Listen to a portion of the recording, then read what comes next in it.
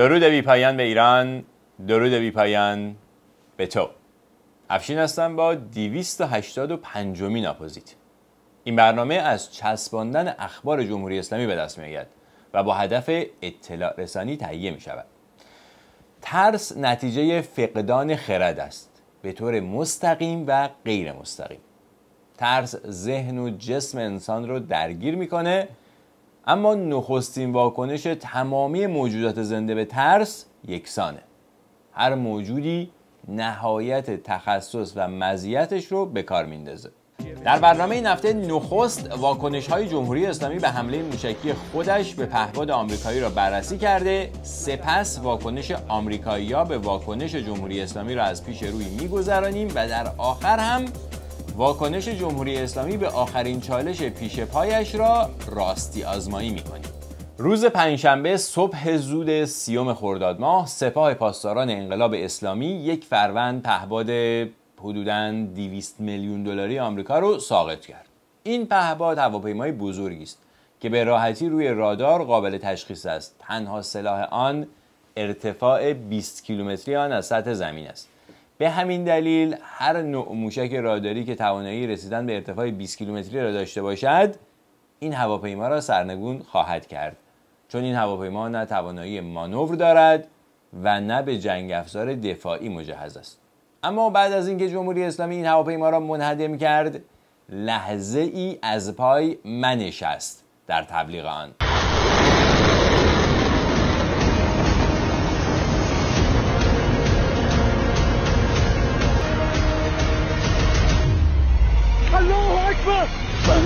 الله اکبر.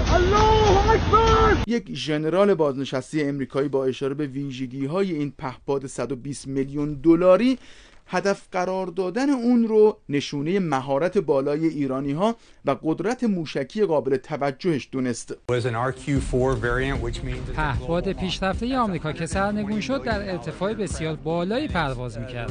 هدف قرار دادن آن نشانه مهارت بالای ایرانی‌ها و قدرت موشکی قابل توجه اونهاست. جالبه، صدا و سیمای جمهوری اسلامی با توسل به CNN آمریکا سعی داره به مردم ایران ثابت کنه جمهوری اسلامی هم یه هنری داره بالاخره بعد از این همه خرابکاری تو ایران.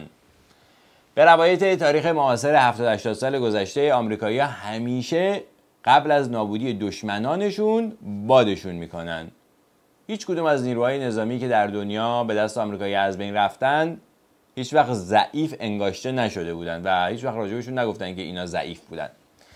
اما مسئولین جمهوری اسلامی که این روزها ناکارآمدی و فسادشون بیشتر از همیشه عیان شده برای مردم ایران، از انهدام این پهپاد حسابی بل گرفتن. جبهه مقاومت اسلامی هم پیام جدیدی رو دریافت کرد و باعث شور و نشاط و قوت قلب عزیزانمون شد. کشورهای مفلوک منطقه هم که چشم امیدشون متاسفانه به آمریکایی هاست، بفرمایید شما هم که دیدید دیگه این سامانه های آمریکایی که شما براش میلیون ها دلار از پول نفت ملت های مسلمان میدید خرج میکنید، در برابر حتی پهپادهای یمنی هم نتونستن مقاومت کنن. خب بابا بیاید از ما بخرید. آره بابا بیاین از اینا بخرین، چون پهپادهای یمنی ها رو هم اینا دادن به اونا. اینقدر این اتفاق مهم بود برای آقای بزرگ بسیجیان دو عالم که یک روزخوان مخصوص به نماز جمعه این هفته تهران فرستاد. احتمالاً خودش هم زیاد از خطبه‌های احمد خاتمی و موحدی کرمانی راضی نیست و یک روزخوان جوان برای خطبه این نماز جمعه انتخاب کرد که اون هم همون خزعبلات اون یکی روزخوان‌ها رو به صورت استندآپ کمدی بیان کرد. ما اهل مقاومت و بازدارندگی فعالیم، شروع نمی‌کنیم، اما اگر شروع کردید شما تمام کننده نیستید. اگر یکی بزنید حداقل یکی میخورید که خوردید، چه بسا 3 تا بخورید. حواستون رو باید جمع بکنید. خودشون آخر 3 تا 3 تا میخورن. نمیدونم چرا آخوندها اینقدر احساس بامزدگی میکنن. واقعا یک کمکی بیمزه‌تر و لوستر. یه چیزی هم تازگی یاد گرفتن، میگن اگه جنگی شروع بشه پایان دهنده اون شروع کنندش نیست. مطمئناً جمهوری اسلامی پایان دهندشه با فرار از ایران. اینا یه اتوبان رو نتونستن پایان بدن بعد از 20 سال. یعنی 3 تا رئیس جمهور، 4 تا رئیس جمهور عوض شده. مدیریت این آقایون تو چشم همه مردم ایران هر روز. اصلا به همین دلیله که همگی با تمام قوا به سرنگونی پهپاد آمریکا آویزان شدن. اقدام به موقع و شجاعانه‌شون دل ملت شریف ایران رو شاد کردن. هیمنه و هیبت پوشالین ایالات متحده رو شکستن. رئیس جدید امنیت ملی مجلس شورای اسلامی هستن ایشون. 3-4 روز بعد از حادثه رفتن از بقایای پهپاد آمریکایی بازدید به عمل آوردن و این سخنان رو اونجا بیان کردن.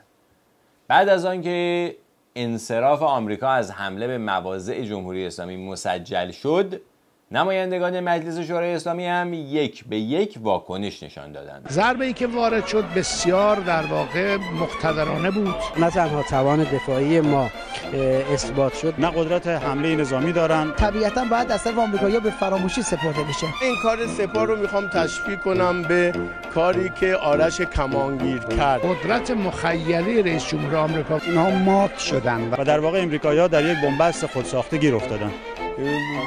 مورد توجه و قابل توجه بود، لذا دچار تناقض‌گویی شدن.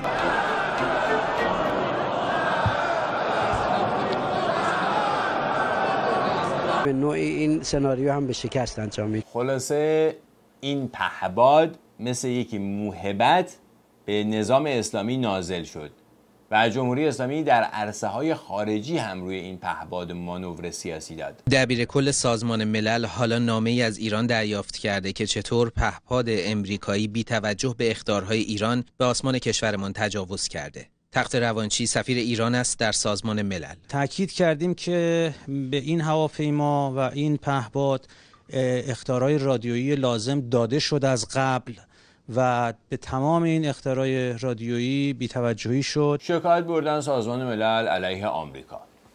سعی و تلاش برای جلب توجه جهانیان که اثری هم نداشت.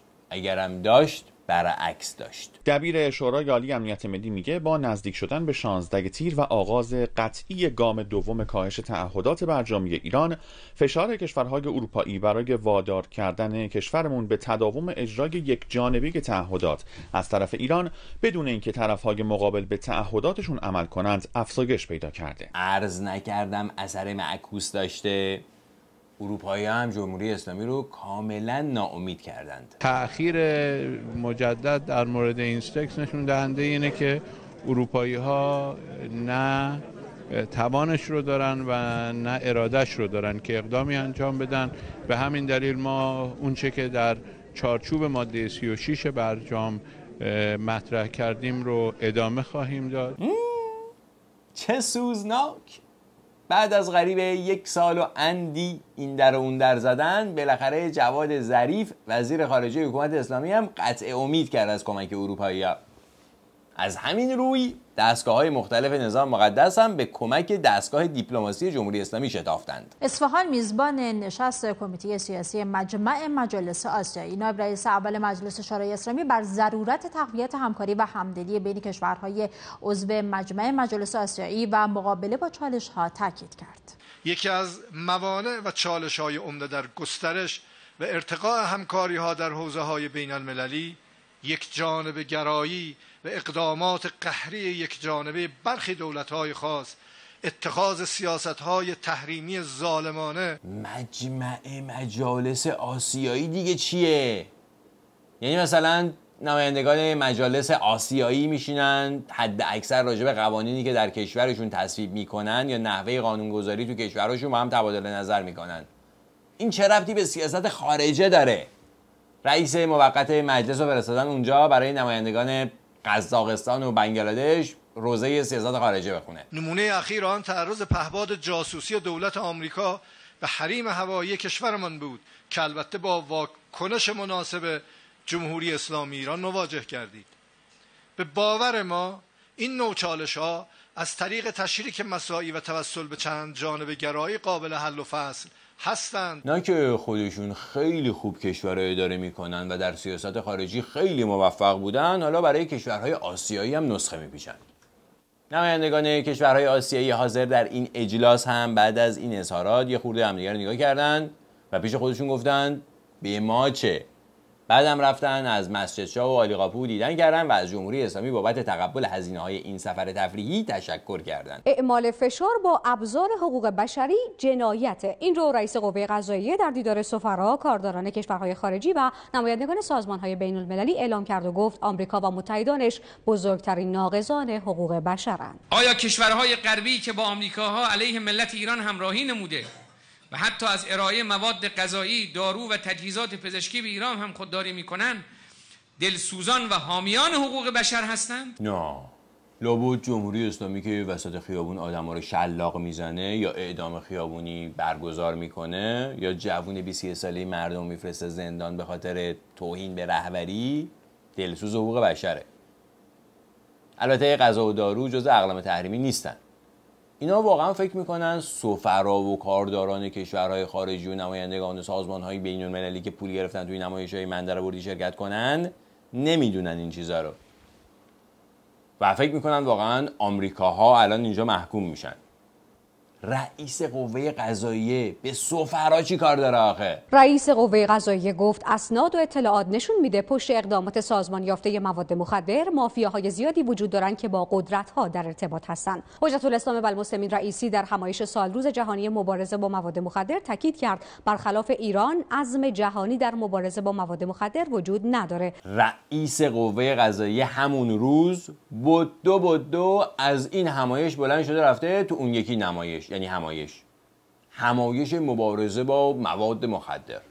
پلیسای کشورهای مختلف رو دعوت کردن تا اونجا هم یه منبر دیگه روزه سیاست خارجی بخونن برای رئیس پلیسای کشورهای ناشناخته جهان. نکته‌ای که امروز در روز مبارزه جهانی با مواد مخدر باید مورد توجه قرار بگیره مسئله عدم انجام وظیفه امریکایی‌ها و اروپایی‌ها نسبت به وظیفه‌شون در امر مبارزه، بلکه بالاتر این میزان تولیدی که آقای سردار مومنی گفتن که تا 40 تا 50 برابر افزایش پیدا کرده، این تحت اشراف امریکایی‌ها داره صورت میگیره. منظورش اینه که تو رو خدا یه چیزی به این آمریکایی‌ها بگین انقدر ما رو تحریم نکنن. مثل اینکه واقعا خودشونو به همین حرفا امیدوار کردن. یعنی بعد از بسته شدن همه درپای سیاست خارجه دیگه خودشون تو ایران برای خودشون همایش برگزار میکنن تا به نوبت برن پشت تریبون آمریکایی‌ها رو محکوم کنن. وزیر امور خارجه هم در این همایش به اعمال تحریم‌ها و تروریسم اقتصادی آمریکا ضد ملت ایران اشاره کرد و گفت آمریکا و برخی کشورهای اروپایی مسئول اصلی ایجاد اخلال در مبارزه با مواد مخدر و عواقب اون هستند. و اگر گروهی تصور کنند که این مشکل منحصر به کشور یا منطقه خاصی است، همان گروه از تبعات خطرناک این پدیده در امان نخواهند بود و منجر به باخت همگانی خواهد شد. حزن و اندوه در تون صدای رئیس دیپلماسی جمهوری اسلامی مشهوده. به نظر میاد جواد ظریف پاک روح و روانش رو باخته. از دیدار با وزرای خارجه 6 کشور قدرتمند جهان رسیده به سخنرانی برای رئیس پلیسای کشورهای غیر قدرتمند جهان در همایش مبارزه با مواد مخدر. همیشه میره در همایش مبارزه با مواد مخدر سخنرانی میکنه برای پلیسا و فعالین. بیانیه سیاسی خونده میشه اونجا که اگر اروپایی‌ها به تحریماشون ادامه بدن ما میایم تو اروپا مواد فروشی میکنیم یا مواد تو اروپا زیاد میشه، مواد مخدر.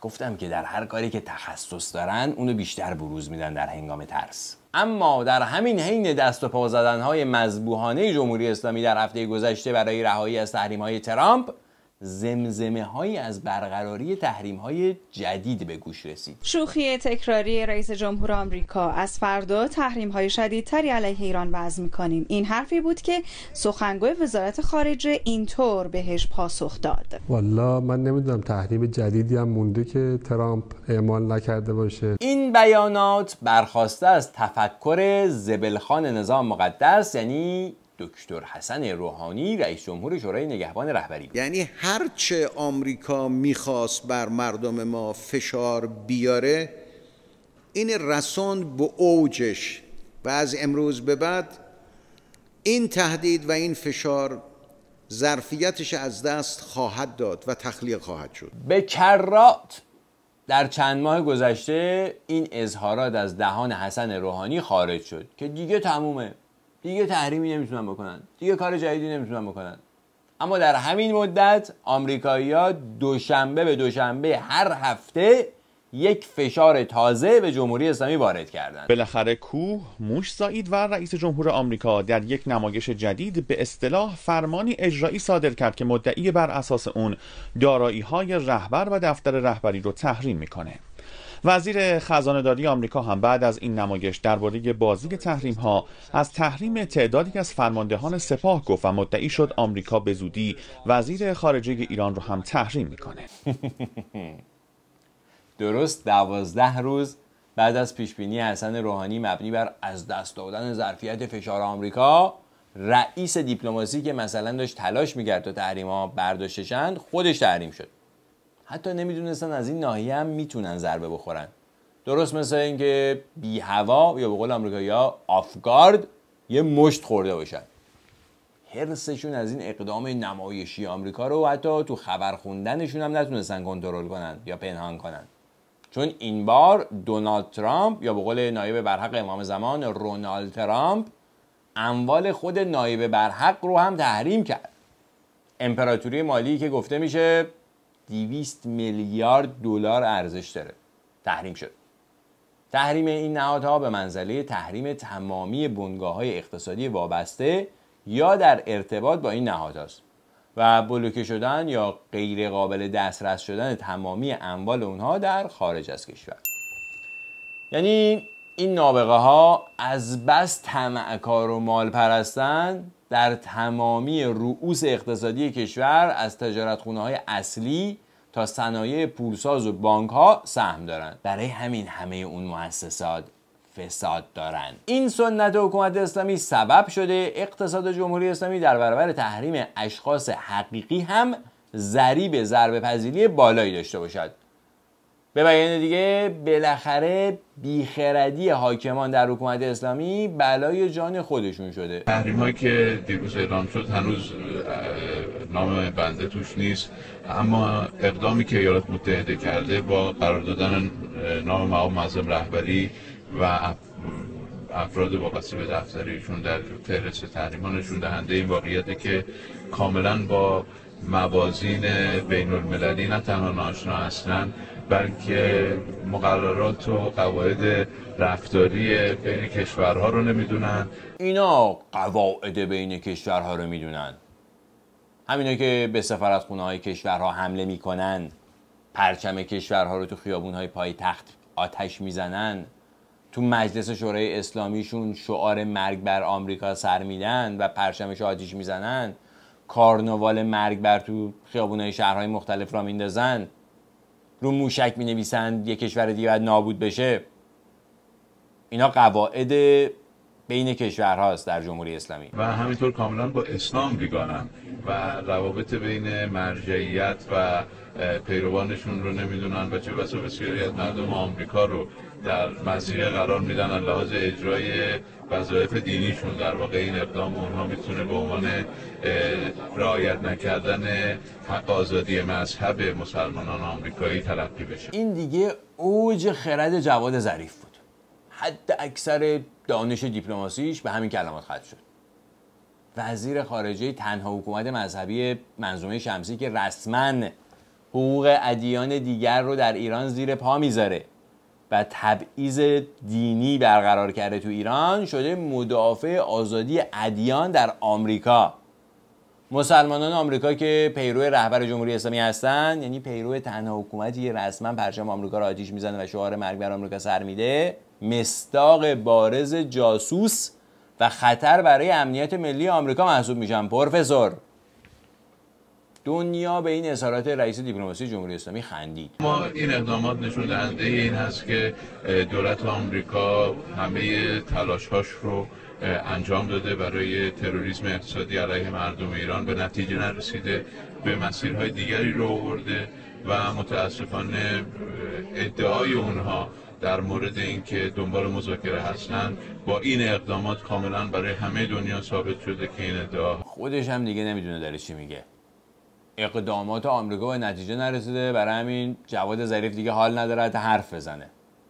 شما خودتون داشتید میگفتید ما دیگه مذاکره نمی‌کنیم. مذاکره سمه. وقتی رهبرتون میگه سمه، اونم میگه خب بذار اینا سم نخورن یه وقت. ساقی سمو فعلا تحریم کردن تا اگه جمهوری اسلامی تصمیم گرفت سم بخوره مجبور شه یه رئیس دیپلماسی دیگه برگزینه برای رساندن سم به جام، یا اینکه اصلا خود رهبر مستقیما بیاد جامو سر بکشه. سخنگوی وزارت خارجه کشورمون هم تحریم‌های جدید آمریکا رو بی‌نتیجه توصیف کرده و گفته این تحریم بی‌حاصل یعنی بسته شدن همیشگی راه دیپلماسی با دولت مستأصل آمریکا. آخرین دست و پا زدن‌های آمریکا و آقای ترامپ هست. تحریم‌ها فقط بیانگر کوچک بودن ترامپ، معلومه که هیچ اثری نداره، هیچ چی دیگه دستش نیست و دستش کاملا خالی شده. میان برای التیام دل خودشون اینجوری کینه‌شون رو بروز میدن. اتفاق خاصی نیست. کودکستان جمهوری اسلامی که خب اگه اثر نداشته یا دولت آمریکا مستأصله، چرا دیگه اینقدر زجه مویه میکنید؟ این واکنش ها فقط برای ثبت در تاریخ در این برنامه گنجانده شده. نکته ای که من میخوام بگم تو شرایط تحریمی که ما قرار گرفتیم و اقدامات سیاسی که شما میتونید انجام بدید، یعنی جامعه پزشکی ما در عرض این 1 سال و چند ماه که به قول خودشون شدیدترین تحریم، بدترین تحریم علیه ما وضع کردن، چقدر پزشکان ما و بخش پزشکی ما به دنیا گفتن، فریاد زدن و گفتن چه فاجعه‌ای آمریکایی‌ها دارن به وجود میارن. رئیس جمهور نظام مقدس هم این روزها هر جا میرسه التماس دعا داره. در همایش سلامت دست به دامن پزشکان شده که البته پزشکان خودشون جزء قربانیان حکومت اسلامی هستند. برای همین نخبگانشون در بیمارستان‌های آمریکا و اروپا مشغول خدمات رسانی هستند که در یک برنامه جداگانه بهشون خواهیم پرداخت که پزشکان حکومتی چه بلایی بر سر این صنف آوردن. اما این درخواست عاجزانه روحانی از سر استیصال و بسته شدن تمامی درپای رهایی از تحریم پدید آمده. من خواهش میکنم تو این زمینه بخش پزشکی ما هم، حالا گروه‌های مختلف، جمع‌های مختلف، جراحان ما، بخشای دیگر جامعه پزشکی ما، متخصصین ما، اینا نفوذ دارن، هم در دنیا نفوذ دارن، هم تو افکار عمومی نفوذ دارن، هم تو سازمان‌های بین المللی نفوذ دارن، با نامه‌هایی که باید بنویسن، اعتراضاتی که باید بکنن. این اقدامات به عنوان یک وظیفه ملی ما الان تو این شرایط ما وظیفه ملی تعریف میکنن برای پزشکان. اتفاقا اگه وظیفه ملی هم باشد، تلاش برای رهایی از شر حکومت اسلامیه، اون وظیفه ملیه. رئیس جمهور منتخب روز سه‌شنبه 4 تیر ماه، یک روز پس از وضع تحریم‌های جدید آمریکا که اموال رهبری رو هم در بر می‌گرفت، در جمع مسئولین سلامت حکومت اسلامی حاضر شد و اظهاراتی ایراد کرد. کار امروز آمریکا کار تحریم نیست، کار ضد بشری است. فعالیت آمریکا علیه حقوق بشره. اینا خیلی به حقوق بشر اهمیت میدن. برای همین وقتی حکم اعدام برای بچه زیر 18 سال صادر میکنن، صبر میکنن 18 سالش بشه بعد اعدامش میکنن. بر اساس حقوق بشر اینا بهایی حق ندارن برن دانشگاه، چون اینا باور مذهبی اونا رو قبول ندارن. اگه کسی مشروب بخوره برابر حقوق بشر اسلامی شلاق میخوره. مشروب که چیزی نیست. اگه یه کارگر بیاد بگه اینا دزدی کردن، با کتک میبرنش زندان. اگه بیاد بگه منو کتک زدن، بیشتر کتکش میزنن، اصلا دیگه آزادش هم نمیکنن از زندان. مثل اسماعیل بخشی. اگه کسی از باور مذهبی اینا برگرده اعدام میشه. همین آدمایی که در قرن 21 مجازات قطع دست و انگشتان دست رو اجرا کردن، حالا میخوان از حقوق بشر آویزان بشن. خوشبختانه کاری که این روزا آمریکا داره انجام میده به معنای ناموفقی حتمی آمریکا و شکست قطعی آمریکاست. خوشبختانه تمامی پیشگویی‌های گوینده تا به حال بلا استثناء غلط از آب در آمده. بلا یه آدم عاقل که این کارا رو نمیکنه که اینا این روزا دارن انجام میدن. یعنی شما احساس میکنید در هیئت حاکمه آمریکا، در کاخ سفید، یک سرخوردگی عجیبی به وجود آمده و یک سردرگمی بزرگ. یعنی شما احساس میکنی که این فشار آخریه چقدر درد داشته برای جمهوری اسلامی که دیگه رسما با فحش و فضیحت در تریبون عمومی احساساتشون رو تخلیه میکنن. کاخ سفید دچار معلولیت ذهنی شده، نمیدونه باید چیکار بکنه. اینا میدونن باید چیکار بکنن. اونا سیاست خارجهشون که منجر به تحریم وزیر خارجهشون شد، اینم از اقتصاد کشور. قوقای سیب زمینی در بازارهای شمالی. سیب زمینی 11 تومان. پیروز بود کیلویی 8 تومان. حالا اونا گفتم شده 11 تومان. هر روز یه قیمت پیاز، یه روز پیاز میره بالا، یه روز سیب زمینی میره بالا. بین سیب زمینی و پیاز دعواست. فعلا پیاز باخت، سیب زمینی برنده. این وضع مردم ایران با مدیریت اینایی که میدونن میخوان چیکار بکنن. قیمت مایحتاج خوراکی مردم هفته به هفته متورم میشه. علائم ماه‌های اخیر برای ما بهتر از ماه‌های قبل. شما میدونید که در ماه خرداد ما تورم ما 0.8% بوده، زیر 1% بوده تورم ما. یعنی نسبت به ماه اردیبهشت که تورم حدود 1.8-2% بوده، کاهش خوبی پیدا کرده. منظورش اینه که بعد از اینکه پارسال مردم ایران تورم چند صد درصدی رو تجربه کردن، همچنان امسال هم هر ماه تورم تجربه میکنن که این ماه میزان ورم قیمت ها کاهش خوبی داشته.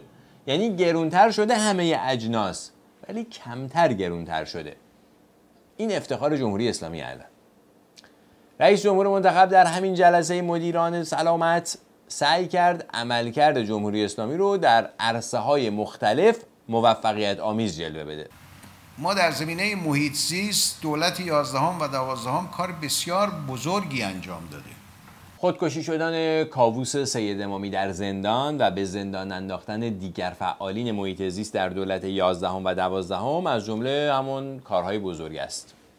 اتفاقا همین روزی که رئیس جمهور منتخب این ادعاها رو عنوان کردند، گزارشی از صدا و سیمای جمهوری اسلامی پخش شد که بزرگی کار دولت 11 و 12 در زمینه محیط زیست رو یادآوری کرد. تیغ عفونت زیر گلوی عراق، ریختن زباله‌های بخشی از مطب‌های عراق در سطل‌های زباله‌های عادی. این زباله‌ها دو سرنوشت دارند، یا با زباله‌های معمولی دفن میشن و یا شکار زباله‌گردان شب‌ها میشن. پسماندهای عفونی که در سطل‌های پسماندهای شهری قرار میگیره با هم دفن میشن. متاسفانه بله. حالا در پس آلودگی هوای عراق، منابع آبی نیز با ایجاد شیرابه‌های عفونی تهدید میشود. این وضعیت تقریبا در تمامی شهرهای ایران وجود داره. اهالی روستاهای اطراف رودخانه قره‌سوی اردبیل پیامک دادن که فاضلاب شهر رودخونه‌شون رو آلوده کرده و قبلا از این رودخانه از این آب استفاده می‌کردیم از زمین‌های کشاورزیمون. به شدت رودخانه آلوده شده و بوی تعفن همه را داره اذیت می‌کنه. الان هواسی سرسبزی دی، سوگشای آخیدی گردشگر جریدی دوره اطرافtan جریدیler. الان havasına جورا سونا جورا هیچ کس gelmiyor. این گزارش هم همین هفته‌ای که آقای روحانی میگفت کار بزرگی انجام شده در دولت 11 و 12 در زمینه محیط زیست پخش شد. مسئولین هم به جای حل مشکلات ناکارآمدی‌هاشون رو انکار میکنن. ماجرا رو از بخشدار یکی از این روستاها هم پیگیری کردیم. گزارش از اینا در واقع من اخذ کردم، مرتب رصد میکنن، در واقع آزمایش میکنن. از نظر محیط زیست به استناد گزارش محیط زیست مشکل خاصی وجود نداره. از نظر استاندارد مشکل نیست، یعنی اون که برای ما اعلام کردن مشکل نیست. مشکل خاصی وجود نداره. این آلودگی ها به مسئولین آسیب نمیزنه که پیگیری این آلودگی ها ممکنه به معنویات آسیب بزنه، ولی کلا مملکت اینجوری اداره میشه با مدیریت نایب برحق امام زمان. انکار مشکلات و گاهی وارونه جلوه دادن واقعیات. این به معنی اینه که ما در خدمات بهداشتی کار بزرگی رو داریم انجام میدیم. خب یک کشوری که سیل همه جا رو فرا گرفته و خب انواع بیماری‌های واگیر ممکنه به وجود بیاره. معلومه ما آب بهداشتی به موقع رسوندیم، معلومه ما به موقع گفتیم به مردم چیکار بکنن، غذای سالم بهشون رسوندیم یک مسکن موقت، چادر موقت سالم در اختیارشون گذاشتیم. انصافاً رئیس جمهور منتخب کنونی روی احمدی نژاد هم سفید کرد. دائما خودشون تعریف میکنن. خیلی جالبه.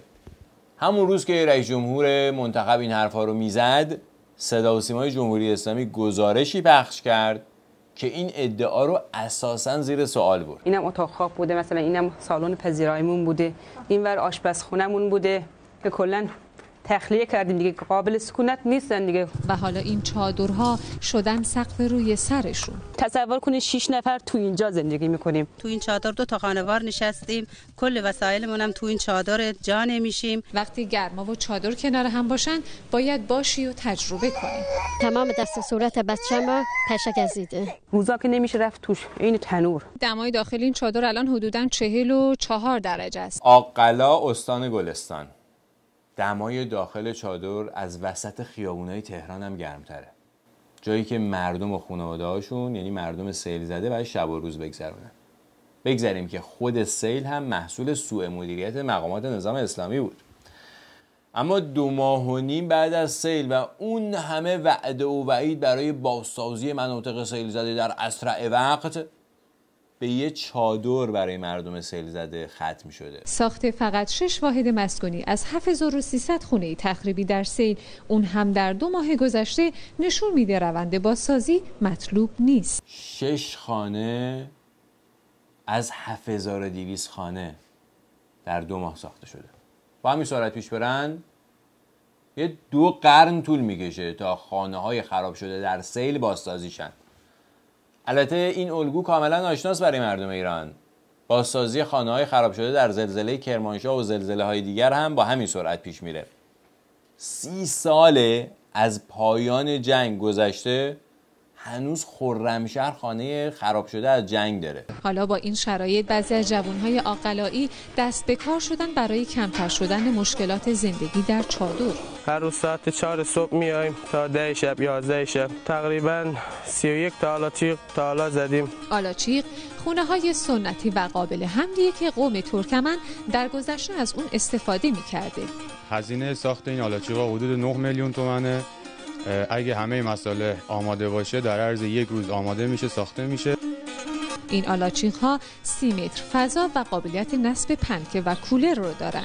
هر فصلی هم میتونم استفاده کنم. 10-15 نفرم نشستیم، هنوزم جا داریم تو آلاچیق. با این همه مزیت اما مشکل اینجاست که دستاندرکاران اسکان موقت برنامه حمایتی خاصی برای ساخت آلاچیق ندارن. 9 میلیون تومان میشه یه خورده کمتر از $700. در حکومتی که میلیارد دلار پول گم شده و گم میشه. یعنی رسما جمهوری اسلامی مانع آسایش مردمه در همه عرصه‌ها. اونایی که میگن ای وای بعد جمهوری اسلامی چی میشه، ببینن همین که دست جمهوری اسلامی از مدیریت کشور کوتاه شه، مردم آسایش بیشتری خواهند داشت. تو این مدت اینا سردرگم شدن که اصلا چی شده، اصلا نمیدونن. واقعا سردرگم شدن. پنتاگون سردرگمه، سندکام سردرگمه، کاخ سفید سردرگمه. ولی اینا هر هفته یه فشار دیگه بهشون میخوره که اصلا نمیدونن از کجا بهشون خورده. یعنی هر هفته غافلگیر میشن با کارهای همون آمریکایی‌ها که سردرگمن. حالا تو این سردرگمی ها و سرخوردگی ها افتادن به اقدامات غیر معقول و یاوه‌گویی ها. مثل تحریم رهبری. یه آدم اینقدر عقلش از دست بده و بیاد یک کار وقیحانه و احمقانه ای انجام بده که چی؟ رهبری یک کشور رو بگه من میخوام تحریم بکنم. تحریم میکنم چی؟ که نیاد آمریکا. خوشمزه است، ما حالا اونا رو راه نمیدیم، اینا میگن شما نهید. ده نه خیر، راه ندادن مربوط به ظریف بود که حسابی دمق شده. تحریم رهبری تحریم اموال خودش و منسوبانش بوده که آه از نهاد همه نهادهای وابسته به رهبری در آورد. تحریم برای چی؟ اموال رهبری رو ما میخوایم تصرف کنیم. اموال رهبری یک حسینیه است اونجا و یک خونه ساده. آخه چه رهبری؟ آدم واقعا دلش میسوزه. یه حسینیه داره پشت خونه‌اش که هر وقت میخواد سخنرانی کنه میره اونجا میشینه برای مردم روزه میخونه و یه خونه هم داره کنار کاخ ریاست جمهوری. همین. لابد بعد از ظهر منصوبین رهبری برای اسنپ کار میکنن. رهبران ما که مثل رهبران بقیه کشورها نیستن که در حسابهای خارجیشون میلیاردها پول داشته باشن که شما بخواید اون رو تحریم کنید، تصرف کنید، مسدود بکنید. رهبران اینا کلیه رهبران دزد دنیا رو روسفید کردن، از بس برداشتن بردن. اگه واقعا چیزی نداشتن که این همه واکنش نشون نمیدادن. راست نمیگید؟ شما دنبال مذاکره نیستید؟ اگه شما دنبال مذاکره بودید ما که مذاکره میکردیم با هم. که همین آقای ظریف با وزیر خارجه همین آقای ترامپ، آقای تیلرسون، مگه مذاکره نکرد در نیویورک؟ چه التماسی میکنه؟ چرا مذاکره کرد ظریف با تیلرسون؟ هرچند که جمهوری اسلامی گزارشی از اون مذاکره هیچ وقت ارائه نکرد. احتمالاً دوباره جمهوری اسلامی میخواست بره یواشکی مذاکره کنه، پشت پرده دست بده، جلوی مردم به آتش زدن برجام آمریکا ادامه بده، که این دولت آمریکا موافقت نکرد و گفت نه، مذاکره فقط شفاف. جمهوری اسلامی هم که کلاً به شفافیت حساسیت داره. حالا خودتون رو ناراحت نکنید آقای روحانی. همین الان آقای ظریف هم تحریم شد تا دیگه نتونید با ظریف مذاکره کنید. این دفعه فقط خود رهبری باید بره پای میز مذاکره. معلوم شد که این تحریم، این کفگیرش دیگه به ته دیگ خورده، دیگه چیزی نمونده. چه حرفی میزنید؟ یعنی میفرمایین جواد ظریف و آقای بزرگ ته دیگ بودن؟ معلوم شد که آقای روحانی از این کفگیری که هفته پیش در اپوزیت نشون دادیم خوشش اومده که این هفته با همین مثال به هیئت دولت اومده. انگار اینم داره شوی تلویزیونی اجرا میکنه. ملت ایران از این اهانت‌ها جا نمیخوره. ملت ایران با این توهین‌ها و ناسزاها عقب نشینی نمیکنه. ملت ایران مورد ظلم قرار گرفته. همین تحریم‌های ظالمانه این ظلم بارزی است به ملت ایران که اونم مسببش جمهوری اسلامی بوده. هر بلایی که بگی و هر بلایی که فکرشو بکنی یا حتی فکرش هم نمیتونی بکنی سر ملت ایران آوردن تو این 40 سال گذشته. حالا ترسشون میخوان برن پشت ملت ایران قایم شن. دیگه نمیگن جمهوری اسلامی اقتدار نظام. همین تحریم ها هم به دلیل ماجراجویی همین جمهوری اسلامی و آرمان فلسطین و اینا به ملت ایران تحمیل شده. به همین دلیل مسئله فلسطین برای ما یک مسئله اصلی است. اینا همه بدانند. مسئله فلسطین از دستور کار نظام جمهوری اسلامی خارج نخواهد شد. آقای بزرگ هم در سخنرانی مبسوطی که مثلا برای قوه قضاییه انجام شد چهارشنبه همین هفته که گذشت به تحریم‌های اخیر آمریکا واکنش نشان داد که در برنامه هفته آینده اپوزیت به آن خواهیم پرداخت. و اما هر چه در فهمت آید آن بود مفهوم تو. کمک رسانی به اپوزیت رو از یاد مبرید. راههای کمک رسانی روی تصویر به نمایش در اومده: حساب پیپل، حساب بانکی و آدرس پستی. اگر خارج از آمریکا زندگی می‌کنید آسان ترین راه برای کمک رسانی حساب پیپله که اگر حساب پیپل ندارین میتونید با مراجعه به وبسایت اپوزیت upozit.com یا zit.com و کلیک روی این آیکون دونیت با کردیت کارتتون به اپوزیت کمک برسانید.